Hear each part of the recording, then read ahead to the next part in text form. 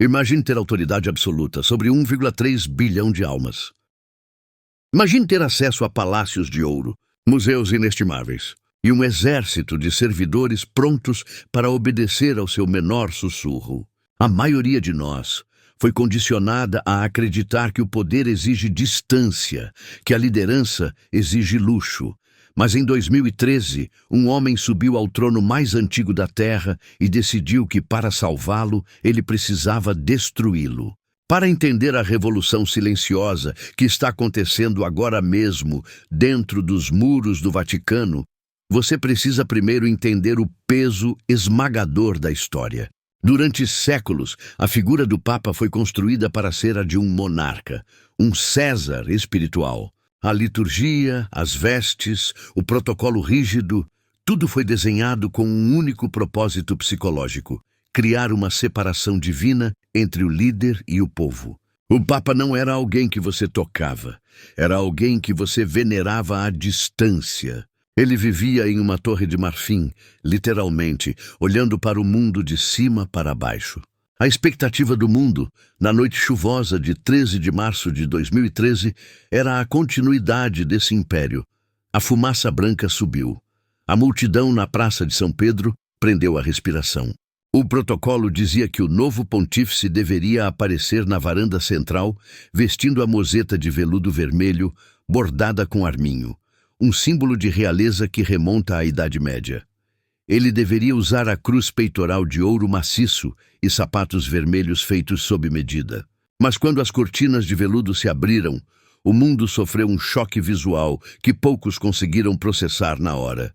Lá estava Jorge Mário Bergoglio. Ele estava parado, estático, vestindo apenas a batina branca simples, sem a capa vermelha, sem o ouro. No peito, a mesma cruz de ferro oxidado que ele usava quando andava de ônibus e metrô em Buenos Aires. Mas o verdadeiro terremoto psicológico não foi a roupa. Foi o que ele fez nos segundos seguintes. Antes de abençoar a multidão, um ato de autoridade superior. Ele quebrou o roteiro de 1000 anos. Ele pediu um favor. Ele pediu que o povo orasse por ele. E então, o homem mais poderoso da religião mundial se curvou. Aquele silêncio que tomou conta de Roma naquele momento foi ensurdecedor. Foi o som de um paradigma sendo estilhaçado.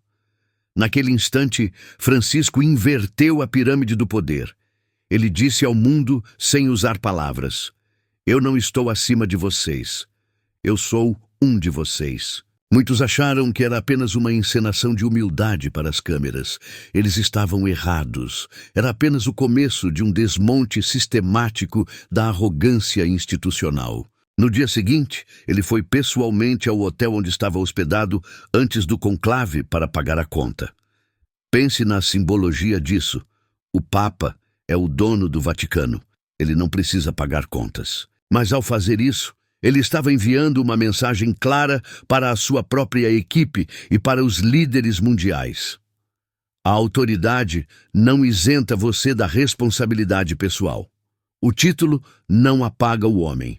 Então, veio a decisão que fez a estrutura da Cúria Romana tremer. Todo Papa mora no Palácio Apostólico. São apartamentos vastos, luxuosos, no último andar, isolados do mundo, acessíveis apenas por elevadores privativos e corredores vigiados. Francisco visitou o apartamento. Ele olhou para aqueles salões imensos, decorados com afrescos renascentistas, e sentiu o frio do isolamento. Ele virou-se para os cardeais e disse uma frase que resume toda a sua filosofia de liderança. "Aqui tem espaço para 300 pessoas viverem. Eu não posso viver aqui sozinho. Eu ficaria louco." Francisco recusou o palácio. Pela primeira vez em mais de um século, um papa escolheu morar em um quarto de hóspedes. Ele vive na Casa Santa Marta, uma espécie de hotel simples dentro do Vaticano. Ele come no refeitório comunitário. Ele pega o próprio café. Ele cruza com faxineiros, guardas e bispos no corredor. Por que isso é tão genial do ponto de vista estratégico e psicológico? Porque Francisco entende uma verdade que a maioria dos CEOs e presidentes ignora. O isolamento é a morte da empatia. Quando você se tranca em uma bolha de privilégio, você perde o pulso da realidade. Você começa a acreditar na sua própria lenda. Você deixa de sentir a dor das pessoas que lidera. Ao escolher viver em comunidade, Francisco garantiu que nunca esqueceria a realidade humana. Ele se blindou contra o veneno do príncipe. Essa proximidade física permitiu que ele quebrasse outra barreira brutal, a barreira do nojo. Nossa sociedade é obcecada pela beleza, pela higiene, pela perfeição. Nós escondemos o que é feio, o que é doente, o que é quebrado. Semanas após sua eleição, uma imagem viralizou e fez o mundo inteiro parar. Durante uma audiência na praça, Francisco avistou Vinícius Riva. Vinícius sofria de neurofibromatose grave. Seu rosto e corpo eram cobertos por tumores, inchaços e deformidades que faziam as pessoas na rua desviarem o olhar com medo de contágio ou repulsa. A expectativa de segurança seria uma bênção à distância, mas a realidade foi um soco no estômago da nossa indiferença. Francisco parou o papamóvel. Ele desceu. E ele não apenas tocou em Vinícius, ele o abraçou. Ele segurou o rosto deformado do homem entre as mãos e o beijou. Ele fechou os olhos e ficou ali, em silêncio, segurando aquele ser humano que a sociedade chamava de monstro. A neurociência nos diz que o toque físico é a forma mais primitiva e poderosa de conexão humana. O toque valida a existência. Ao abraçar o que o mundo considera intocável, Francisco não estava pregando um sermão sobre amor. Ele estava sendo o sermão. Ele aplicou ali o conceito que ele chama de hospital de campanha. Ele diz que a igreja e qualquer liderança verdadeira não deve ser um museu para santos perfeitos, mas um hospital para os feridos de guerra. E todos nós, de alguma forma, somos feridos. A liderança de Francisco incomoda, porque ela remove as nossas desculpas. É fácil admirar um rei distante, mas é difícil encarar um líder que lava os pés de prisioneiros. Na Quinta-feira Santa, a tradição mandava o Papa lavar os pés de padres escolhidos na Basílica. Francisco, mais uma vez, ignorou o roteiro. Ele foi a um presídio de segurança máxima. Ele se ajoelhou no chão de concreto, diante de jovens detentos, incluindo mulheres e muçulmanos, e lavou seus pés tatuados e calejados. Ele os beijou. Olhe para a psicologia disso. O homem considerado o vigário de Cristo na terra, ajoelhado diante de alguém que a sociedade trancou e jogou a chave fora. Ele estava dizendo que a dignidade humana não é algo que você perde quando comete um erro. Ela é inegociável. Muitos críticos dizem que ele está desacralizando o papado, que ele está tirando a mística, o mistério, a glória. Mas a verdade é que ele está fazendo exatamente o oposto. Ele está mostrando que o sagrado não está no ouro, nem no veludo, nem no incenso. O sagrado está na conexão. Francisco também é o primeiro Papa a falar abertamente sobre a globalização da indiferença. Enquanto o mundo corporativo e político fala obsessivamente sobre crescimento, lucro e metas, ele ousa perguntar: a que custo? Ele viajou para Lampedusa, o local de naufrágio de milhares de refugiados, e chorou.